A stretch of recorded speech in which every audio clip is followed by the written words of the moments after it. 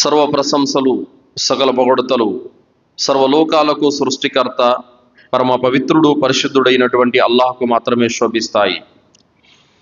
అంతిమ దైవ ప్రవక్త ముహమ్మద్ రసూలుల్లా సల్లల్లాహు అలైహి వసల్లం వారిపై, గతించిన ప్రవక్తలందరిపై మరియు ప్రవక్త ముహమ్మద్ సల్లల్లాహు అలైహి వసల్లం వారి కుటుంబీకులపై మరియు ప్రవక్త సల్లల్లాహు అలైహి వసల్లం వారి ఉమ్మత్తులో సమస్త విశ్వాసులందరిపై అల్లాహ్ యొక్క శాంతి శుభాలు ఎల్లవేళలా కురియుగాక. ఆమీన్. సోదరులారా, నేటి జుమ్మా ప్రసంగం ముస్లిములపై నిందలు.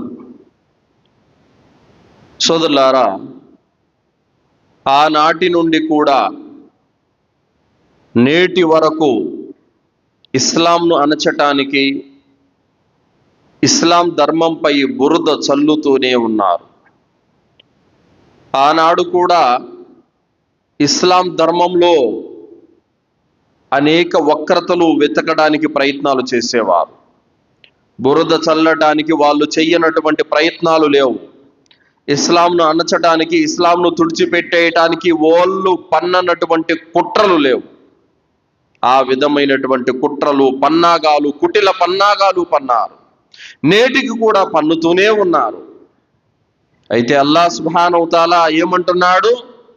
ఆయన ఈ జ్యోతిని పరిపూర్ణమయ్యేంత వరకు వదిలిపెట్టాడు. వారికి ఎంత సహించరానిదైనా సరే, వాళ్ళకి మింగుడు పడని పడకపోని, వాళ్ళు ఎన్ని కుట్రలు చేసుకొని ఏమన్నా చేయని, అల్లాహ్ సుబ్హానహు వ తఆలా ఏ జ్యోతినైతే పరిపూర్ణం చేయదలుచుకున్నాడో దాన్ని పరిపూర్ణం చేసేంత వరకు అల్లాహ్ వదిలిపెట్టాడు, వాళ్ళు ఎన్ని కుట్రలు పన్నినా సరే. అయితే వారు ముస్లిం సమాజం మీద బురద చల్లటానికి అనేక నిందలు వేస్తున్నారు. ఇస్లాంను బద్నాం చేయడానికి, ముస్లిములను ప్రపంచం దృష్టిలో నేరస్తులుగా చిత్రీకరించడానికి, ముస్లిములంటేనే భయపడేలా, ముస్లిములంటే ఏదో నేరస్తులు, దొంగలు, దగాకోరులు అన్నట్టుగా ప్రపంచానికి చిత్రీకరించే ప్రయత్నం నేడు ముమ్మరంగా జరుగుతుంది. సోదరులారా, ముస్లిముల మీద బురద చల్లటానికి, ముస్లిముల మీద నిందలేయటానికి కొన్ని వేల యూట్యూబ్ ఛానళ్లు మొదలయ్యాయి. చాలా మంది మతోన్మాదులు బయలుదేరారు. లేనిపోని అబద్ధాలన్నీ కల్పించి ముస్లిముల మీద అక్కసు పెంచేలా ప్రయత్నాలు చేస్తున్నారు. సినిమా స్టోరీలు వాళ్ళే రాసుకుంటారు. లేనిపోని అబద్ధాలు, అసత్యాలన్నీ కల్పించి సినిమాను తీస్తారు. ఆ సినిమా చూసినటువంటి వాడు సినిమా థియేటర్ నుండి బయటకు వచ్చేసరికి వాడి హృదయంలో ముస్లిముల మీద అపారమైన అక్కసును పెంచుకొని బయటకు వస్తాడు. ఆ విధమైనటువంటి అసత్యాలను, అబద్ధాలను ముస్లిముల మీద వేసి ప్రపంచం దృష్టిలో ముస్లిములను క్రూరులుగా, దుర్మార్గులుగా చిత్రీకరించే ప్రయత్నం జరుగుతూ ఉంది. సోదరులారా, దీనికి సపోర్టు చేసేవాళ్ళు మతోన్మాద మీడియా, అలాగే మతోన్మాదులు, ఇంకా కొంతమంది ఇలాంటి వాటికి ఒత్తాసు పలుకుతూ ఉన్నారు. మరియు ఆ విధమైనటువంటి తరహాలో వాళ్ళు నిందలు వేస్తూ ఉంటే మరి మనమేం చేయాలి? ఖురాన్ హదీసులో ఉన్నటువంటి సత్యాలను ప్రజలకు చూపించాలి. వారు చెబుతున్నది అబద్ధము, అసత్యము, వాస్తవం ఇదిగో అని ప్రజల ఎదుట పెట్టాలి. ఇది మన బాధ్యత సోదరులారా. కావున ఏదైనా సరే ధర్మంలో ఉన్నటువంటి విషయాలు ప్రజల వద్దకు చేరవేయాల్సినటువంటి బాధ్యత మన మీద. చేరవేయకపోతే ఆ అబద్ధాలని నిజం అనుకునేటటువంటి పరిస్థితి వస్తుంది. వారు అబద్ధపు సినిమాలు, అబద్ధపు వార్తలు, అబద్ధపు వీడియోలు ప్రపంచవ్యాప్తంగా ముస్లిముల మీద నిందలు వేయటానికి ప్రచారం చేస్తున్నారు.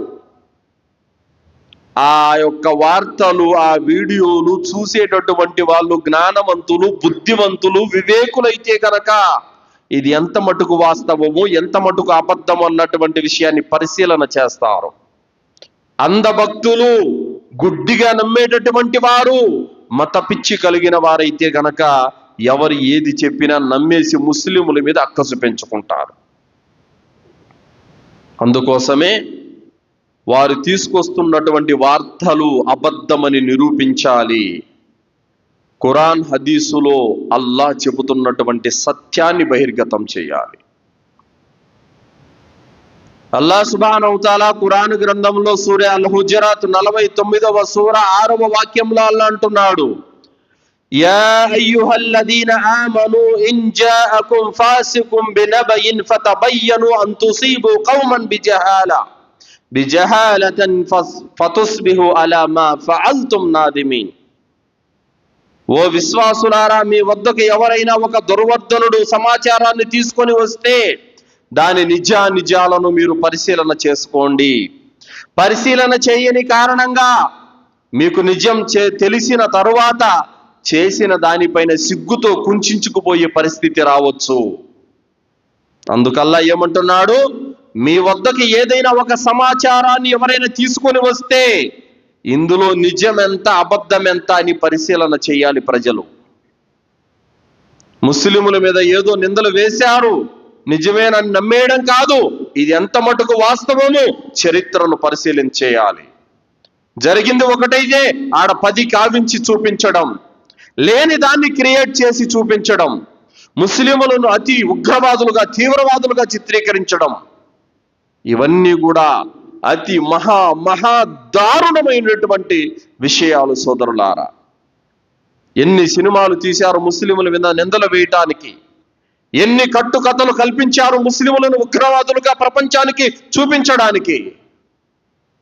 వీటన్నిటిని కూడా, అసత్యాలన్నింటినీ కూడా తుడిపేసి సత్యాన్ని ప్రజల ముందు పెట్టాల్సిన బాధ్యత మనందరి మీద ఉంది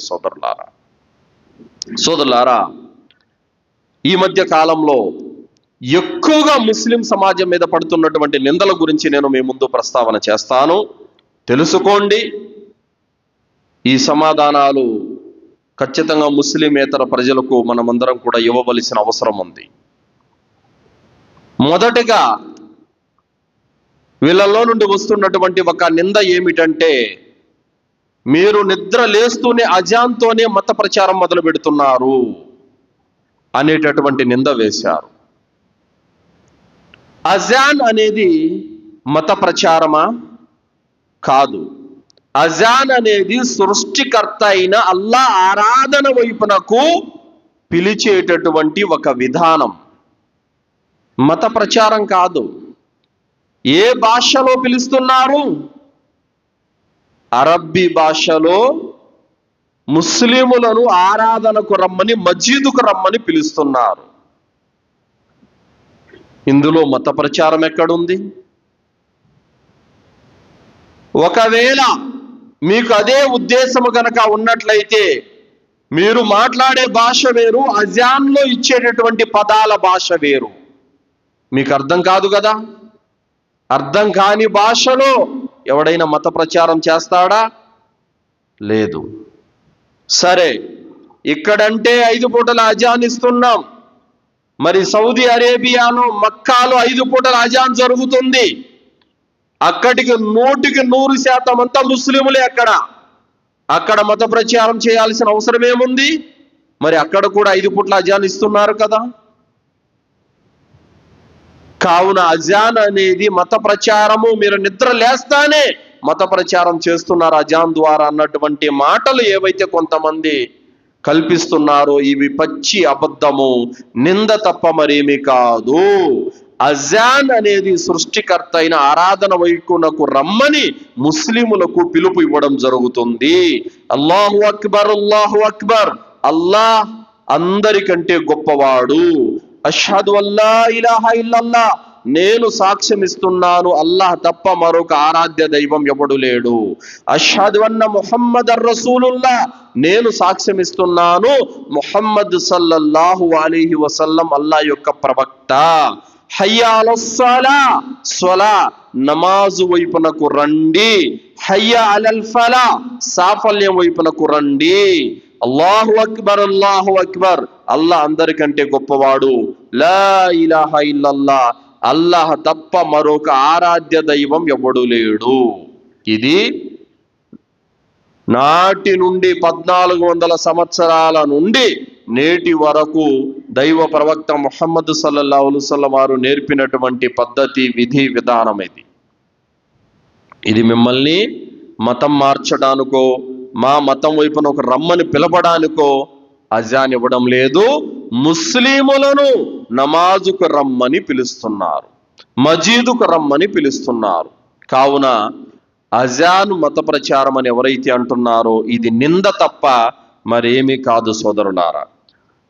దాని తర్వాత రెండో మాట వీళ్ళు కల్పిస్తున్నటువంటి నింద ఏమిటంటే, రెండవ నింద వీళ్ళు కల్పిస్తున్నది ఏమిటంటే, ముస్లిములు బలవంతపు మత మార్పిళ్లు చేస్తున్నారు. సోదరులారా, దైవ ప్రవక్త ముహమ్మద్ సల్లల్లాహు అలైహి వసల్లం వారు కత్తి పట్టి బలవంతంగా అందరిని ఇస్లాంలోకి మార్చారు, యుద్ధాలు చేసి బలవంతంగా మార్చారు అనే నిందను భయంకరంగా వీళ్ళు కల్పిస్తున్నారు. మరి ఇందులో వాస్తవం ఏముంది? ప్రవక్త ముహమ్మద్ సల్లల్లాహు అలైహి వసల్లం వారు అల్లా ఏ ఆర్డర్ అయితే వేశారో ఆ ఆర్డర్ని అమలు చేస్తారు. ఆయన ప్రవక్త ముహమ్మద్ సల్లల్లాహు అలైహి వసల్లం వారు అల్లా మాట కాదని ఏది చెయ్యరు. మరి అల్లాహ్ సుబ్హానహు వ తఆలా ఖురాన్లో సూరే అల్ బకరా 256వ ఆయతులో అల్లాహ్ ఏమంటున్నాడు? లా ఇక్రాహ ఫిద్దీన్, ధర్మం విషయంలో బలవంతము లేదు. మరి అల్లాహ్ ఆదేశం ఉండగా ఈ ఆదేశాన్ని కాదని ప్రవక్త సల్లల్లాహు అలైహి వసల్లం వారు బలవంతం మత మార్పిడి చేశారంటారా? లేదు, ఇది కూడా పచ్చి అబద్ధమే. అసలు ఒక మనిషిని బలవంతంగా ఏ విధంగా మతంలోకి మారుస్తారండి? ఇది అసాధ్యం. అసలు ఒకవేళ నా ముందు నేను కత్తిబట్టి బెదిరించిన నా ముందు అతను అల్లా ఒక్కడే దేవుడు అన్నా కూడా అతనికి జీవితాంతం దాన్ని పాటించగలుగుతాడా? పాటించలేడు. బయటికి వెళ్ళిపోయిన తర్వాత, పక్కకి వెళ్ళిపోయిన తర్వాత తన నమ్మకం మీద, తన విశ్వాసం మీద ఉంటాడే కానీ జీవితాంతం బలవంతంగా దాని మీద ఉండిపోతాడా? అబద్ధం చెప్పడానికైనా అద్దు పద్దు ఉండాలంటారు. ఇలాంటి నిందలు ముస్లిం సమాజం మీద మోపుతున్నారు, మోపుతూనే ఉన్నారు సోదరులారా. ఏ మనిషిని కూడా బలవంతంగా మతం మార్చడం అన్నది అసాధ్యం. గుర్రాన్ని మనము నీళ్ళ తొట్టి వరకు తీసుకెళ్ళగలుగుతామే కానీ బలవంతంగా దాని చేత నీళ్లు తాపించగలుగుతామా? చేయలేం, అసాధ్యం అది. ఒక మనిషి తన మనోభావాలు, తన మనస్సు, తన ఇష్టం ఏది కోరితే ఆ విధంగా తన జీవితం గడుపుతాడే గాని ఎవరో చెప్పింది వినేసి దాన్ని పాటించడం అనేది ఎప్పుడు కూడా ఏ వ్యక్తికి అది సాధ్యం కాదు సోదరులారా. సోదరులారా, ఒకవేళ నిజంగానే వీళ్ళు అంటున్నట్టు ముస్లిములు బలవంతంగా మత మార్పిడి చేస్తున్నారు అన్నటువంటి మాట ఏదైతే ఉందో, అరబ్బు దేశాలలో మన దేశం వ్యక్తులు కొన్ని లక్షల మంది ఉపాధి నిమిత్తం అక్కడికి వెళ్ళారు.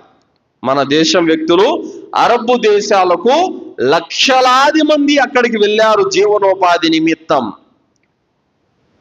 ఏమండి, ఎవరైనా మతం మార్చుకొని వస్తున్నారా? మతం మారిపోయి వస్తున్నారా? బలవంతంగా వాళ్ళు ఏమైనా అక్కడ బలవంతపు మత మార్పిళ్లు చేస్తున్నారా? మీ కళ్ళతో మీరు చూడడం లేదా? ప్రతి పల్లెల్లో వేల మంది వెళ్ళారు. కువైట్, సౌదీ, ఖత్తర్, దుబాయ్ అన్ని చోట్లకు వెళ్ళారు. ఏమండి, అందరూ మతం మారి వస్తున్నారా? పోనీ మీ వాళ్ళు ఎవరైనా ఇక్కడ మా అరబు షేకులు బలవంతంగా మతం మారుస్తున్నారు ఎవరైనా కంప్లైంట్ ఇచ్చారా? అబద్ధాలు, అబద్ధాలు, అబద్ధాల మీద అబద్ధాలు. ఎవ్వరూ అలా చేయరు సోదరులారా. ఇంకా ఎక్కడున్నటువంటి దౌర్భాగ్యులు కొందరు చేస్తున్నారు. ఏమని? మా దేవుడి పేరు పలకండి, పలకపోతే చంపుతాం, కొడతాం, నరుకుతాం అని వాళ్ళ ఇళ్ల మీద దాడులు, వాళ్ళ ఆలయాల మీద దాడులు, మస్జిదుల మీద దాడులు మీరు చేస్తున్నారు. ఎవరు చేస్తున్నారు? ముస్లిములు చేయట్లేదు, చేస్తున్నది వీళ్ళు. పైగా నిందలు కూడా ముస్లిముల మీద మోపుతున్నారు. ఇది కూడా పచ్చి అబద్ధమే సోదరులారా. మరి ప్రజలు ఎందుకు మారారు? ఏం చూసి మారారు? ఏం చూసి మారారంటే సోదరులారా, మేమే జ్ఞానవంతులము, మేమే గొప్పవారము, మా పుట్టుక పవిత్రమైనటువంటిది, మీరు అధములు, మీరు నీచులు, మీరు దౌర్భాగ్యులు, మీరు మా కాళ్ళ దగ్గర ఉండాలి అని మీరు ఊరి పొలిమేరలకు ఆ పక్కన నెట్టేస్తే మాకు ఈ బతుకు వద్దని చెప్పి సమానత్వం కావాలని ఇస్లాంలోకి వచ్చారు. అల్హమ్దులిల్లా. ఇంతమంది దేవుళ్ళు లేరు, ఉన్నది ఒక్కడే సృష్టికర్త అనే సత్యాన్ని గ్రహించి వచ్చారు. అల్హమ్దులిల్లా. మేము మాత్రమే ఆరాధన చేయిస్తాం, మీరు ఆలయాల్లో కూడా రాకూడదు అనే దౌర్భాగ్యపు కండిషన్లు మీరు పెడితే, కాలు కాలు భుజం భుజం కలిపి ఆరాధన చేసే ధర్మమే గొప్పదని వచ్చారు. అల్హమ్దులిల్లా. ఎవ్వడు బలవంతం చేయలేదు. మానవ హక్కులు కాలరాస్తూ ఉంటే, జంతువుల కంటే హీనంగా వాళ్ళ బ్రతుకులు తగలబడుతూ ఉంటే, ఈ బ్రతుకు మాకు వద్దు అని చెప్పేసి సమానత్వం వైపునకు వచ్చారు. అల్హమ్దులిల్లా.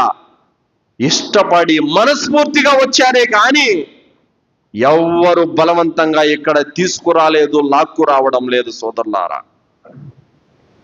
సోదరులారా, నీగ్రో జాతికి చెందినటువంటి బిలాల్ రదియల్లాహు అన్హు వారు ఆనాటిలో అరబ్బు జాతుల్లో మేము కురైషీలము, పెద్దవారము, గొప్పవారము అన్నటువంటి భావన వారిలో ఉండేది. ఎవరైతే బానిసలుగా ఉన్నారో వాళ్ళకి రవ్వంత కూడా విలువ ఉండేది కాదు. కానీ ప్రవక్త ముహమ్మద్ సల్లల్లాహు అలైహి వసల్లం వారు ఎప్పుడైతే ఆవిర్భవించారో, ఆ బానిసలనే ఆరాధనాలయం వైపునకు పిలిచేటటువంటి గొప్ప వ్యక్తులను చేశారు ప్రవక్త గారు. బిలాల్ రదియల్లాహు అన్హు వారికి ఏ మాత్రం విలువ ఉండేది కాదు. ఆ రోజుల్లో తక్కువ జాతి వాడిగా, తక్కువ కులం వాడిగా భావించే వాళ్ళు. అలాంటి బిలాల్ రదియల్లాహు అన్హు వారిని అజాన్ ఇవ్వమని, ఆరాధన వైపునకు పిలుపు ఇవ్వమని ఆ గౌరవాన్ని ఆ స్థాయిలో తీసుకెళ్లి పెట్టారు. అధమ జాతికి చెందినటువంటి వ్యక్తిని గౌరవోన్నతమైనటువంటి స్థాయికి తీసుకెళ్లి పెట్టింది ఇస్లాం. అది నచ్చి ఇస్లాంలోకి వచ్చారు. అల్హమ్దులిల్లా. ఎవ్వరూ బలవంతం మత మార్పిళ్లు చేయలేదు. ఇస్లాంలో ఉన్న మంచి, ఇస్లాంలో ఉన్నటువంటి ఆరాధనా విధానం, ఇస్లాంలో ఉన్నటువంటి మంచి మంచి కట్టుబాట్లు, పద్ధతులు చూసి ఇస్లాంలోకి వచ్చారే తప్ప ఎవ్వరూ బలవంతంగా మెడలు వంచి ఇస్లాంలోకి తీసుకురాలేదు. మీరు కూడా ఇప్పుడు కూడా చూస్తానే ఉన్నారు. ఇదే మసీదులో ఇమాం సాబ్ కనుక రాకపోతే సామాన్య ప్రజల్లో ఎవరో ఒక వ్యక్తి వచ్చి ఆరాధన చేయించగలుగుతాడు. అతనికి ఉన్నటువంటి క్వాలిటీ ఏంటి? గొప్ప కులంలో పుట్టాడా, పెద్ద కులంలో పుట్టాడా, పవిత్రుడా, అధముడా, ఇది కాదు. అతనికి 4 సూరాలు రావాలి, 2 దువ్వాలు రావాలి. ఇవి వస్తే అతను బేల్దారైనా, కూలోడైనా, ఎవడైనా సరే వచ్చి నమాజ్ చదివించవచ్చు. ఈ ఔన్నత్యం, ఈ గొప్పతనం ఏ మతంలో ప్రపంచంలో ఉందో చూపించండి ఒక్కసారి. ఈ విధానం, ఈ సమానత్వం నచ్చి ఇస్లాంలోకి వస్తున్నారు ప్రజలు. అల్హమ్దులిల్లా. ఎందుకు వస్తున్నారు? ఎవరో బలవంతంగా జుట్టు పట్టుకొని లాక్కు రావడం లేదు. ఇస్లాంలో ఉన్నటువంటి సమానత్వం, కాలు కాలు భుజం భుజం కలిపి ఏ పని చేసేవాడైనా ఎవరైనప్పటికీ కూడా సమానంగా ఆరాధన చేస్తారు. అల్హమ్దులిల్లా.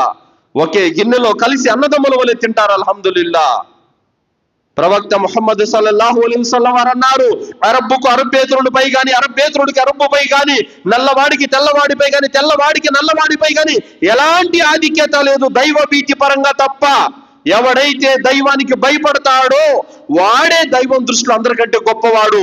గొప్ప కులంలో పుడితే గొప్పవాడు కాలేడు. అందుకు మేము గొప్పవారము, మేమే జ్ఞానులము, మా పుట్టుక పవిత్రమైనది, మీరు నీచులు అని మీరు చేసే బోధనలు నచ్చక పవిత్రమైన ఇస్లాంలోకి వచ్చారయ్యా.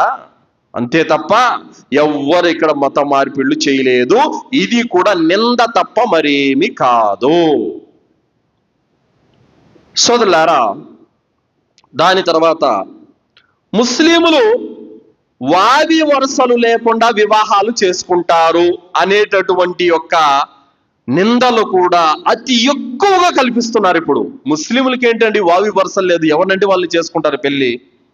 వావి వరుసలు లేనిది ఎవరికో చరిత్ర తిరగేస్తే తెలుస్తుంది. అర్థమైందా? ఒకసారి తమ చరిత్రలు వెనక్కెళ్ళి చదువుకోవాలి. తమ పూర్వీకులు, రాజులు, చక్రవర్తులు, గొప్ప గొప్ప వాళ్ళు అనుకున్నటువంటి వారు ఎవరిని పెళ్లిళ్ళు చేసుకున్నారు చరిత్ర చదివితే తెలుస్తుంది. వెనక్కెళ్ళి తిరగేయండి, మీకే కనిపిస్తుంది. ఇస్లాంలో ఏ కట్టుబాట్లనైతే అల్లా పెట్టాడో ఆ కట్టుబాట్లను ముస్లిములు పాటిస్తారే తప్ప వావి వరుసలు లేకుండా ఏ ముస్లిము వ్యవహరించాడు. వీళ్ళ బాధ ఏమిటంటే ప్రవక్త ముహమ్మద్ సల్లల్లాహు అలైహి వసల్లం వారు కోడలిని పెళ్లి చేసుకున్నారు అనే నింద ఎక్కువగా వీళ్ళు ప్రచారం చేస్తూ ఉంటారు. ఇది వాస్తవమేనా? కాదు. ఎందుకంటే దైవ ప్రవక్త ముహమ్మద్ సల్లల్లాహు అలైహి వసల్లం వారు పురుషులలో ఎవ్వరికి కూడా తండ్రి కారు. మా కాన ముహమ్మదున్ అబావుహుం మిర్ రిజాలికుం వలాకిన్ రసూలుల్లాహి ఖాతమన్ నబియ్యిన్. ఈ ప్రవక్త ముహమ్మద్ సల్లల్లాహు అలైహి వసల్లం మీలో పురుషులకు ఎవరికి కూడా అయిన తండ్రి కాడు, ప్రవక్తల పరంపరం చివరి ప్రవక్త. ఇందులో పురుషులకు తండ్రి కాడనంటే ప్రవక్త ముహమ్మద్ సల్లల్లాహు అలైహి వసల్లం వారికి అబ్దుల్లా కాసిం ఇద్దరు పుట్టారు, చిన్నతనంలోనే చనిపోయారు, ఇంకా కొడుకులు ఎవరు లేరు ఆయనకి. అయితే జైద్ బిన్ హారిసాను తీసుకొని వచ్చి వీళ్ళు ఏం చేస్తున్నారంటే కొడుకుగా చిత్రీకరిస్తున్నారు. వాస్తవానికి జైద్ బిన్ హారిసా ముహమ్మద్ సల్లల్లాహు అలైహి వసల్లం వారికి పుట్టిన కొడుకా? కాదు. అతను ఒక బానిస, అతను కొడుకు కానే కాదు, దత్తత తీసుకున్నారు. కానీ అల్లా దీనికి కూడా ఏం సమాధానం చెప్పాడు? దత్తత తీసుకున్నంత మాత్రాన కన్న కొడుకు కాలేడు అని అల్లా సుబ్హానహు వ తఆలా తెలియజేశాడు. సోదరులారా, అల్లా సుబ్హానహు వ తఆలా సూరే నిసా 23వ వాక్యంలో అల్లా తాలా ఏమంటున్నాడంటే ఎవరిని పెళ్లి చేసుకోకూడదో అక్కడ వావి వరుసల గురించి అల్లా చెప్పాడు. సూరే నిసా 23వ వాక్యంలో చెప్పాడు. హలాయిల్ అబ్నాయికుం అంటే ఈ మాటకు అర్థం ఏమిటంటే మీ కొడుకుల భార్యలను మీరు పెళ్లి చేసుకోవడం మీకు హరాము. ఏ కొడుకులు? మీ వెన్నెముక ద్వారా మీరు స్ఖలించబడిన వీర్యం ద్వారా పుట్టిన కొడుకులు. అర్థమైందా? అల్లా సుబ్హానహు వ తఆలా ఈ ఆయతులో ఈ మాట చెప్పాడు, మీ వెన్నెముక నుండి స్ఖలించబడిన వీర్యం ద్వారా మీకు పుట్టారు కదా, ఆ కొడుకులు పెళ్లి చేసుకున్న భార్యలు మీకు కోడళ్ళు అవుతారు, వాళ్ళని మీరు పెళ్లి చేసుకోవడం నిషేధము. మరి అల్లా నిషేధించిన దాన్ని ప్రవక్త ముహమ్మద్ సల్లల్లాహు అలైహి వసల్లం చేస్తారా అండి? చెయ్యరు. ప్రాణం పోయినా ఆయన చెయ్యరు. వీళ్ళు కావాలని కల్పిస్తున్నారు. వాస్తవానికి ప్రవక్త ముహమ్మద్ సల్లల్లాహు అలైహి వసల్లం వారికి కొడుకులే లేరు. అసలు జైనబ్ రదియల్లాహు అన్హా ఆమె ఆయనకి కోడలు కూడా కాదు. కావున ఏమిటంటే వీళ్ళకి ఏదో ఒక సాకు కావాలి, అందుకోసము ఈ విధమైనటువంటి నిందలకు పాల్పడుతున్నారు. మరి అల్లాహ్ సుబ్హానహు వ తఆలా ఎవరినెవరిని పెళ్లి చేసుకోకూడదో ఈ ఆయతలో తెలియజేశాడు. పెళ్లి కొరకు అల్లాహ్ సుబ్హానహు వ తఆలా నిషేధించబడిన వరుసలన్నీ ఇక్కడ చెప్పారు. మీ తల్లులు, వారిని పెళ్లి చేసుకోకూడదు. మీ యొక్క కూతుర్లు, కన్న కూతుర్లు, మీకు పుట్టినటువంటి కూతుర్లను మీరు వివాహం ఆడలేరు. మీ అక్క చెల్లెళ్ళు, మీ మేనత్తలు, మీ చిన్నమ్మలు, మీ పెద్దమ్మలు, అలాగే మీ తల్లి యొక్క సోదరీమణులు, మీ అన్నదమ్ముల యొక్క కూతుర్లు, అక్కా చెల్లెల యొక్క కూతుర్లు అంటే మేనకోడళ్ళు, మీకు పాలిచ్చినటువంటి తల్లులు, పాలిచ్చిన తల్లుల యొక్క కూతుర్లు, మీ భార్యల యొక్క తల్లులు అంటే అత్తలు, మీరు దాంపత్య సుఖాన్ని అనుభవించినటువంటి మీ భార్యల యొక్క మాజీ భర్త ద్వారా పుట్టిన బిడ్డలు, అలాగే భర్త బతికి ఉన్నటువంటి భార్యలు. అర్థమైందా?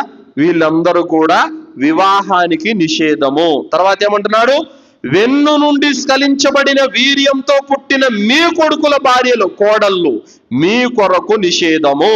అలాగే ఏకకాలంలో అక్క చెల్లెలను కలిపి పెళ్లి చేసుకోవడం ఇది కూడా హరామే అని అల్లాహ్ సుబ్హానహు వ తఆలా ఇక్కడ స్పష్టంగా చెప్పేశాడు. ఇంకా ఛాన్సే లేదు. ప్రవక్త ముహమ్మద్ సల్లల్లాహు అలైహి వసల్లం వారికి కొడుకు లేరు, కోడలు కూడా లేదు. ఇది ఒక పచ్చి అబద్ధం, నింద తప్ప మరేమి కాదు. అయితే ఇందులో వక్రతలు వెతికేటటువంటి ప్రయత్నం, చిన్నమ్మ కూతుర్ని పెద్దమ్మ కూతుర్ని పెళ్లి చేసుకుంటారు, అది ముస్లిములు పెట్టుకున్నది కాదు. ఈ అండపిండ బ్రహ్మాండాన్ని సకల లోకాల సృష్టికర్త అయినటువంటి అల్లా ఏర్పాటు చేసినటువంటి విధానం, ఇందులో ఎలాంటి తప్పు లేదు. కానీ అక్క కూతుర్ని పెళ్లి చేసుకోవడం తప్పు, ఇది హరాం, చేసుకోకూడదు. ఈ రోజు చాలా మంది డాక్టర్లు కూడా ఏం చెప్తున్నారు? అక్క కూతుర్లను చేసుకోకండి, అక్క కూతుర్ని చెల్లెలి కూతుర్ని చేసుకోకండి. పుట్టే బిడ్డలు అంగవైకల్యంగా పుడుతున్నారు, గుడ్డివారుగా పుడుతున్నారు, చాలా లోపాలతో పుడుతున్నారు. కారణం ఏంటి? అక్క అమ్మ కడుపులో నుంచే వచ్చింది, అలాగే ఇతను కూడా అమ్మ కడుపులో నుంచే వచ్చాడు. అక్క కూతురుది అమ్మ రక్తమే, ఇక్కడ ఇతనిది అమ్మ రక్తమే. అందుకోసమే ఇక్కడ హరాం చేయడం జరిగింది. కావున అక్క కూతుర్ని పెళ్లి చేసుకోవడం ద్వారా చాలా నష్టాలు ఉన్నాయని ఇప్పటికే డాక్టర్లు ఎంతో మంది హెచ్చరిస్తూ ఉంటారు. మరి ఆనాడే చెప్పింది ఖురాన్ అక్క కూతుర్ని పెళ్లి చేసుకోకూడదని. ఏది వావి వరుసలు లేకుండా పెళ్లి చేసుకుంటున్నది ఎవరు? ముస్లిములు కాదు. ముస్లిములు పద్ధతి ప్రకారం చేసుకుంటున్నారు, ఖురాన్ హదీసులు అనుమతించబడిన వాటి ప్రకారం చేసుకుంటున్నారు. కావున ఎదుటివాడి కంటులో నలుసు తీసే ముందు తమ కంట్లో ఉన్న దూలాన్ని వెతుక్కోవాలి. అర్థమైందా? కావున తమ చరిత్ర చదువుకోవాలి ఒకసారి. ఎవరైనా మిమ్మల్ని అడిగారు అనుకోండి, మీరు ముస్లిములు వావి వరుస లేకుండా పెళ్లి చేసుకుంటారని చెప్పండి, తిరగేయండి చరిత్ర, పూర్వీకుల చరిత్ర చూడండి ఒకసారి. ఎవరు వావి వరుసలు లేకుండా నీచంగా పెళ్లిళ్ళు చేసుకొని ఉన్నారో తెలుస్తుంది. కొన్ని ప్రశ్నలకు జవాబు సమాధానం కాదు, ప్రశ్నకు తిరుగు ప్రశ్నే సమాధానం. అర్థమైందా సోదరులారా? కావున ఇది కూడా పచ్చి నింద తప్ప మరేమీ కాదు సోదరులారా. తర్వాత ముస్లిములు జీవహింసకు పాల్పడుతూ ఉంటారు. జంతువులను చంపడం ఒకటే చంపుతూనే ఉంటారు. ఈ మాట కూడా పచ్చి నింద తప్ప మరేమి కాదు. ఎందుకంటే ఈ ప్రపంచంలో ముస్లిములే ఉన్నారా భూమండలం మీద? ఎన్నో మతాల వారు ఉన్నారా లేరా? ముస్లిములు మాత్రమే మాంసం తింటున్నారా? మిగతా వాళ్ళు తినడం లేదా? ఎవ్వరు మాంసమే ముట్టడం లేదా? సరే, ఈ ప్రపంచంలో ఎన్నో హోటల్స్, రెస్టారెంట్లు ఉన్నాయి. ఈ రెస్టారెంట్లు అన్ని ముస్లిములటేనా? ఒక్కొక్క రెస్టారెంట్లో రోజుకు 10-12 పొట్టేళ్లు తెగుతూ ఉంటాయి. ఎన్నో ఎద్దులు కోస్తూ ఉంటారు, ఎన్నో కోళ్లు కోస్తూ ఉంటారు. ఈ రెస్టారెంట్లు అన్ని ముస్లిములటేనా? ముస్లిమేతరులటి లేవా? మరి వాళ్ళు ఆ పొట్టేళ్లను, కోళ్లను, ఎద్దులను కోస్తలేదా? అది జీవహింస కాదా? చూడండి ఎలాంటి నిందలు కల్పిస్తున్నారంటే, మా నోట్లోకి ముక్కే బాదు, ముస్లిములు మాత్రమే తింటారు అన్నట్టుగా నిందలు వేస్తున్నారు. వాస్తవానికి ముస్లిములే కాదు, ఈ భూమండలం మీద మానవులు అనబడినటువంటి వాళ్ళందరూ కూడా తింటున్నారు. తినాలి, తప్పేముంది? ఆ జంతువులను కొన్నింటిని అల్లా పుట్టించింది మానవుల ఆహార నిమిత్తమే పుట్టించాడు. మీ కర్మ గాలి మీరు కొందరు వాటిని నిషేధించుకున్నారు. అది మీ కర్మ, మీ దౌర్భాగ్యం. అది దేవుడు మంచి ప్రోటీన్స్ కలిగినటువంటి మాంసాహారాన్ని మీకోసం ధర్మసమ్మతం చేశాను, తినండి అని పుట్టిస్తే మీ కర్మగాలి మీరు హరాం చేసుకున్నారు. దానికి ఎవరు బాధ్యులు? కావున మాంసాహారము, జంతువులను ఆహారం కోసం తినడం అది జీవహింస కాదు. ఇది పచ్చి అబద్ధం తప్ప మరేమి కాదు సోదరులారా. ప్రతి మతం వారు కూడా తింటూనే ఉన్నారు. అలాగే సోదరులారా, బక్రీదును దృష్టిలో పెట్టుకొని వీళ్ళ ఏడుపు, దీనికోసము చాలా మంది గొప్ప గొప్ప వ్యక్తులు అన్నారు, బక్రీదు రోజు ముస్లిములు జిబా చేసే జంతువుల గురించి మాట్లాడేటటువంటి వాళ్ళు పెద్ద పెద్ద రెస్టారెంట్లు ఉన్నాయి, కేఎఫ్సి అంట, అవంట, ఇవంట, ఏవేవో ఉన్నాయి. ఒక రోజుకి కొన్ని లక్షల జంతువులు తెగ్గొస్తారు వాళ్ళు. ముస్లిములు చేసేది ఎంత? ఆవగింజంత అంతే. కానీ ప్రపంచవ్యాప్తంగా ఇతర దేశాలకు బీఫ్ ఎక్స్పోర్ట్ చేస్తున్నది ఎవరు? ఇతర జంతువుల మాంసాలు అమ్ముకుంటున్నది ఎవరు? వాటి చర్మాలు అమ్ముకుంటున్నది ఎవరు? లెదర్ ఫ్యాక్టరీలు ఎవరు? అందుకే అల్లా తఆలా ఏమంటున్నాడు, ఎవడో అరే ముస్లిములు జీవహింస చేస్తున్నారంటే అవునా అని చెప్పి గుడ్డిగా నమ్మడం కాదు. హోటళ్ళు ఎవరి? రెస్టారెంట్లు ఎవరి? బీఫ్ ఎక్స్పోర్టింగ్ కంపెనీలు ఎవరి? పరిశీలన చేయి, బుద్ధికి పదును పెట్టు, ఆలోచించు. ఎవడో వచ్చి ఆకాశరామన్న తీసుకొని వచ్చాడు నేను నమ్ముతున్నాను కాదు. ముస్లిముల మీద నిందలేస్తున్నారు. ఇది ఎంత మటుకు నిజమో, ఎంత మటుకు అబద్ధమో పరిశీలన చేయాలి. జీవహింస అంటున్నాడు, ముస్లిమేతలను చంపడం లేదా జంతువుల్ని? ముస్లిమేతలు తినడం లేదా మాంసము? ఎందుకు ఈ కుట్రలు, ఎందుకు ఈ నిందలు? ముస్లిములనే టార్గెట్ చేసి దేనికి ఈ విధంగా ఏదో ఒక విధంగా అనచాలి, ఏదో ఒక విధంగా వీళ్ళని దొంగలుగా, క్రూరులుగా, దుర్మార్గులుగా చూపించి ప్రపంచానికి చూపించాలి అన్నదే వీళ్ళ తాపత్రయం, అంతే తప్ప ఇందులో నిజం లేనే లేదు. అర్థమైంది సోదరులారా? కావున ఎవడైనా జీవహింస అంటే మీరు తినట్లేదా బాబు? మీరు కోడిని కోయట్లేదా? గొర్రెను కోయట్లేదా? ఎద్దును కోయట్లేదా? మీరు తినట్లేదా? అడగండి. ఎవడు నేను తినట్లేదనే పవిత్రుడు? సోదరులారా, దేవుడు జంతువులను పుట్టించింది కొన్నింటిని మానవుడి ఆహార నిమిత్తమే పుట్టించాడు. దాని తర్వాత సోదరులారా, ఈ జీవహింస అనేటువంటి మాట నింద తప్ప మరేమీ కాదు. ముస్లింలు కాదు, ముస్లిమేతరులు కూడా తింటున్నారు, తినడంలో తప్పేమీ లేదు. తర్వాత ముస్లిములు ఉగ్రవాదులు, తీవ్రవాదులు అన్నటువంటి యొక్క మాటను ఈ మీడియా సంస్థలు, కొంతమంది మతోన్మాదులు పెచ్చరిల్లిపోతున్నారు. ఈ మధ్య కాలంలో ఏ గురువు వీడియో యూట్యూబ్లో పెట్టినా ఆ వీడియో కింద కామెంట్లో ముస్లింలంతా ఉగ్రవాదులు, తీవ్రవాదులు, అలా ఇలా అని భయంకరమైనటువంటి, ఎంత బాధేస్తుందంటే ఈ మాటలు విని అంత బాధేస్తుంది సోదరులారా. ఎవడో ఎక్కడో ఆఫ్ఘనిస్తాన్లో బాంబు వేస్తే ఇండియాలో ఉన్న ముస్లింలందరూ ఉగ్రవాదులు అయిపోతారా అండి? ఎవడో ఎక్కడో పాకిస్తాన్లో బాంబు వేస్తే అది వాడు తప్పు, కానీ అది ఇస్లాం తప్పు ఎందుకు అవుతుంది? ముస్లింల తప్పు ఎందుకు అవుతుందండి? కనీసము ఎవడైనా ఇంకిత జ్ఞానం ఉన్నోడు ఇలాంటి మాటలు అనగలుగుతాడా? ఇది కూడా ఒక భయంకరమైన కుట్ర. ఏంటి? ముస్లిములను తీవ్రవాదులుగా, ఉగ్రవాదులుగా ప్రపంచానికి చూపించాలి. వాస్తవానికి మీరు గనక పరిశీలన చేసినట్లయితే భారతదేశమే తీసుకోండి, 125 కోట్ల జనాలలో ఈ రోజు నేరాలు చేసిన వాళ్ళల్లో ముస్లిములు ఎక్కువ ఉన్నారా, ముస్లిమేతరులు ఎక్కువ ఉన్నారా? చూడండి ఒక్కసారి. ఒక డైలాగ్ వాడుతున్నారండి, ఉగ్రవాదులు, ముస్లిములంతా ఉగ్రవాదులు కాదు కానీ ప్రతి ఉగ్రవాది ముస్లిం అనేటువంటి డైలాగ్ వాడుతున్నారు. ఓకే, మరి జైలులోకి వెళ్ళి చూడండి, కేసులు తిరిగేయండి, నేరాలు చేసిన వాళ్ళ లిస్టు తీయండి, ఏ మతం వారు ఎక్కువ ఉన్నారో మీ యొక్క డ్రామా అంతా బయటపడిపోతుంది. ఎవరు ఎక్కువ ఉన్నారు? నేరాలు ప్రతి మతం వాడు చేస్తాడు. తప్పులు, పాపాలు మతానికి సంబంధం లేదు. దానికి మతానికి ముడిపెట్టి ఉగ్రవాదులు, తీవ్రవాదులు అన్నటువంటి మాటలు కల్పించడం ఇది భయంకరమైనటువంటి నింద తప్ప మరేమీ కాదు సోదరులారా. ఉగ్రవాదం అనేది ఎప్పుడో మొదలయ్యింది. ఎప్పుడైతే మీరు అధములు, నీచులని చెప్పేసి కొన్ని కులాల వారిని ఎప్పుడైతే ఊరికి అవతల పెట్టారో అప్పుడు మొదలైంది ఉగ్రవాదం. ఎప్పుడైతే తమ తోటల్లోకి పనికొచ్చిన వాళ్ళకే కాలే సంగటి చేతిలో పెట్టి నీళ్లు కూడా గ్లాసులో ఇవ్వకుండా చేతిలో పోసారు చూశారు, అప్పుడు మొదలైంది ఉగ్రవాదం. స్త్రీల యొక్క మర్మ స్థానాలను బట్టి పన్నులు విధించారు చూశారు, అప్పుడు మొదలైంది ఉగ్రవాదం. ఎప్పుడైతే తమ మత గ్రంథాలు చదివారని చెప్పేసి నాలుకలు తెగ్గోశారు చూశారు, అప్పుడు మొదలైంది ఉగ్రవాదం.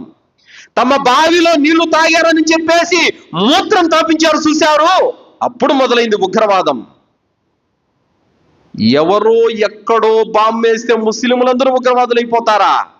ఎప్పుడో మొదలైంది అది చేసిన వారికి ఒక మతం అంటూ, ఒక కులం అంటూ లేదు. ఎవరైనా చేస్తారు అది. దానికి ప్రత్యేకంగా ముస్లిములను అంటగట్టడం అనేది ఇది సరైనటువంటి విధానము కాదు సోదరులారా.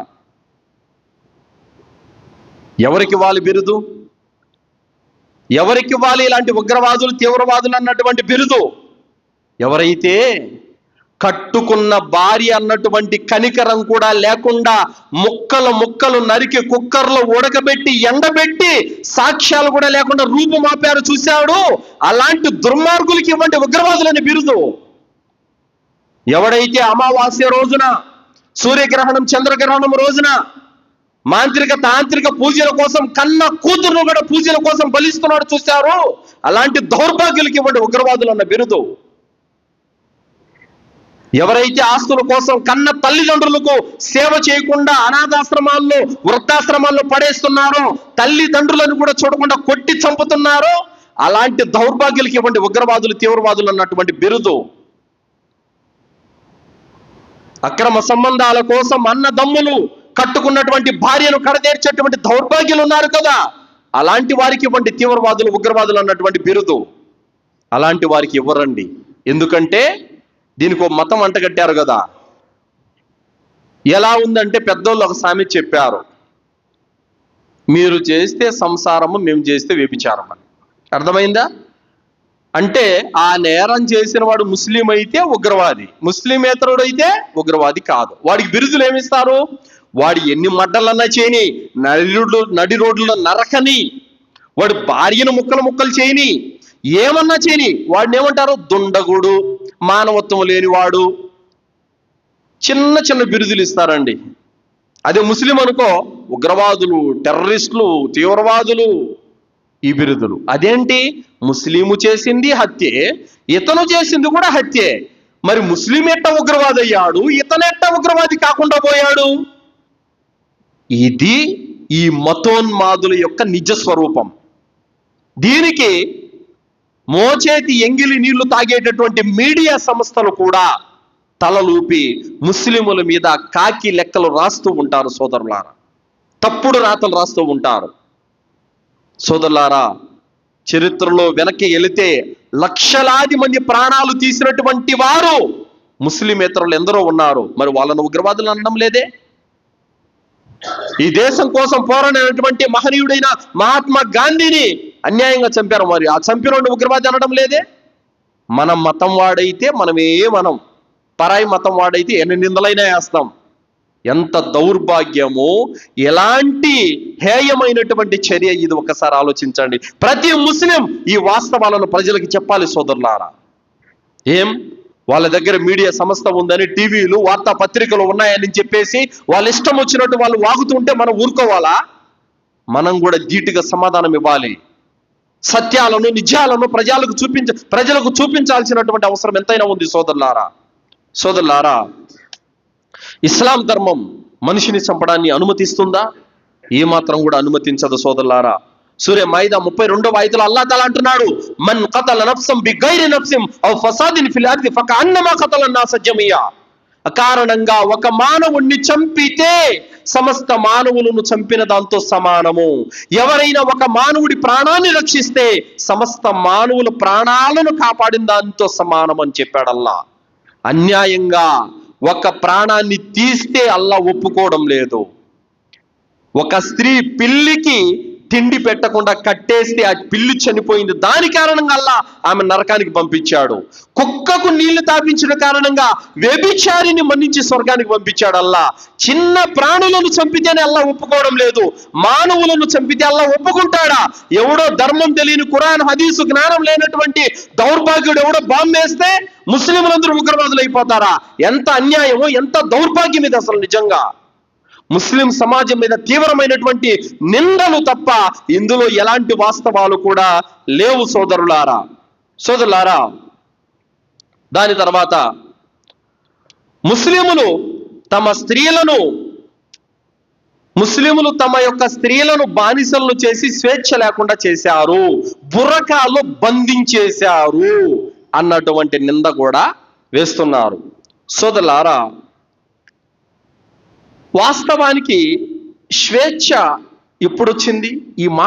ఈ నింద వినగానే నవ్వు వస్తుంది. ఎందుకంటే స్త్రీకి స్వేచ్ఛ వచ్చింది ఎప్పుడు? ప్రవక్త ముహమ్మద్ సల్లల్లాహు అలైహి వసల్లం వారు వచ్చిన తర్వాత వచ్చింది స్త్రీకి స్వేచ్ఛ.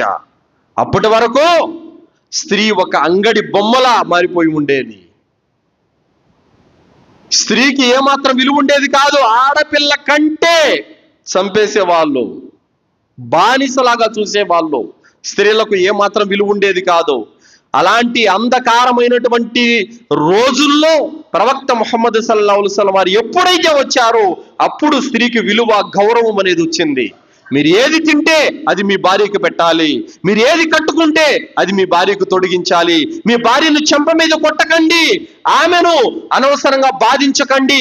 వారి మీ చేతుల్లో బందీలుగా, అంటే వారి జీవితాన్ని మీకు దారపోసి ఉన్నారు, వారిని ప్రేమతో, ఔదార్యంతో చూడండి అని ప్రవక్త సల్లల్లాహు అలైహి వసల్లం బోధిస్తే అప్పుడు స్త్రీకి విలువ వచ్చింది. స్త్రీకి స్వేచ్ఛ లేదని మీరు మాట్లాడుతున్నారా? ముస్లిములు కొడుకులతో పాటు కూతుర్లకు కూడా ఆస్తి రాసిస్తారు. అల్హమ్దులిల్లా. మీరు కొడుకులకే, కూతురుకు లేదు. కూతురు మీద ఏంటి? కుండ చేశాము, కుమ్మరోడికి పడేశాము అన్న తత్వం మీది. అంటే కుండ చేశాం, కుమ్మరోడికి ఇచ్చేసాం, ఇంకా ఆమె సావని ఎట్టనవని మాకు సంబంధం లేదు. కానీ ఇస్లాం అల్హమ్దులిల్లా కొడుకులతో పాటు కూతుర్లకు కూడా ఆస్తులు ఇవ్వాలని ప్రకటిస్తుంది. అల్హమ్దులిల్లా. మీరు స్త్రీ స్వేచ్ఛ గురించి మాట్లాడుతున్నారా? ఏంటి స్త్రీ స్వేచ్ఛ అంటే?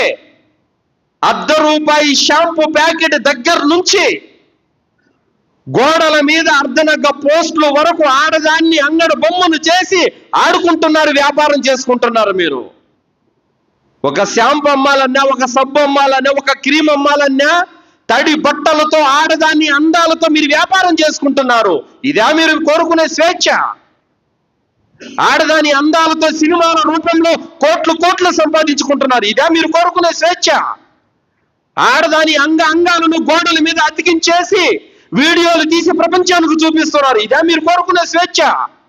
అర్ధనగ్న దుస్తులతో యువకులందరినీ కూడా తమ వైపునకు ఆకర్షితులను చేసి వ్యభిచారానికి గురి చేస్తున్నారు. ఇదే మీరు కోరుకునే స్వేచ్ఛ? ఇదే మీరు కోరుకునే స్వేచ్ఛ అయితే అలాంటి స్వేచ్ఛ మా స్త్రీలకు అవసరం లేదు. అల్లాహ్ సుబ్హానహు తఆలా ఖురాన్ గ్రంథంలో 33వ సూర అల్ అహ్జాబ్ 59వ ఆయతలో తెలియజేశారు. యా అయ్యుహన్ నబియ్యు కుల్ లి అజ్వాజిక వ బనాతిక వ నిసాయిల్ ముమినీన్. ఓ ప్రవక్త, విశ్వసించినటువంటి నీ భార్యలకు, నీ కూతుళ్లకు, విశ్వసించినటువంటి స్త్రీలకు చెప్పు, తమ యొక్క దుప్పట్లను పైనుంచి వేలాడ తీసుకోమని, కప్పుకోమని. దీని ద్వారా వాళ్ళు మర్యాదస్తులుగా గుర్తించబడతారు. దీని ద్వారా వాళ్ళు వేధింపులకు గురి కాకుండా ఉంటారు అని అల్లాహ్ చెప్పాడు. వాస్తవం. ఏ స్త్రీ అయితే తమ అంద చందాలను, తమ శీలాన్ని, తన మానాన్ని కాపాడుకుంటూ నిండుగా దుస్తులు ధరిస్తుందో అలాంటి స్త్రీ గౌరవించబడుతుంది, వేధింపులకు గురి కాకుండా ఉంటుంది. బుర్కా వేస్తే బందీ చేసినట్ట, ఆమెను బంధించేసినట్ట. బురకా వేసుకోవడం వల్ల ఆమె అందాన్ని కాపాడుకుంటుంది, ఆమె శీలాన్ని కాపాడుకుంటుంది, ఆమె మానాన్ని కాపాడుకుంటుంది. సగం ఒళ్ళు కనిపించే విధంగా రోడ్ల మీద తిరగాల? పరాయి పురుషులకు అందరికీ అందాలు ఆరబోసే విధంగా చూపించాలా? ఇదా మీరు కోరుకునే స్వేచ్ఛ? ఇది స్వేచ్ఛ కాదు. ఇది స్వేచ్ఛ కాదు. అందాల పోటీలలో కూడా మ్యాగజైన్లలో స్త్రీ యొక్క బొమ్మను వేసి ఆ బుక్కులని ప్రపంచానికి పంపించి పరాయి పురుషులందరూ కూడా ఒక స్త్రీ అందాన్ని చూసే విధంగా మీరు వ్యాపారం చేసుకుంటున్నారు. మీరు స్త్రీ స్వేచ్ఛ గురించి మాట్లాడుతున్నారా? సోదరులారా, 1 కాదు 2 కాదు, ఎన్ని నిందలు ఈ విధంగా ముస్లిం సమాజం మీద వేస్తున్నారంటే సోదరులారా, దైవ ప్రవక్త ముహమ్మద్ సల్లల్లాహు అలైహి వసల్లం వారు స్త్రీకి ఇచ్చినటువంటి విలువ, స్వేచ్ఛ ఈ ప్రపంచంలో ఎవ్వడు ఇవ్వలేదు. కనీసం స్త్రీ బహిష్టు అయ్యిందంటే గనక, నెలసరి అయ్యిందంటే గనక ఇంటి బయట పెట్టేవాళ్ళు. ఆమె ఎండకు, వానకి, చలికి అల్లాడిపోయేది. కానీ ప్రవక్త ముహమ్మద్ సల్లల్లాహు అలైహి వసల్లం వారు ఆరాధనలో పాల్గొనకూడదు, మరియు సంభోగంలో పాల్గొనకూడదు. ఇది తప్ప ఆమె ఇష్టం. తమ ఇంట్లో ఉండొచ్చు, తమ భర్త పక్కనే ఉండొచ్చు, ఎలా అయినా ఉండొచ్చు. ఇది ప్రవక్త ముహమ్మద్ సల్లల్లాహు అలైహి వసల్లం వారు చెప్పారు. కానీ మీరు బహిష్ట అయిందంటే ఇంటికి అవతల పెట్టేశారు. ఎవరు స్త్రీకి స్వేచ్ఛ ఇచ్చారు? ఎవరు స్త్రీ యొక్క స్వేచ్ఛను కాజేశారు?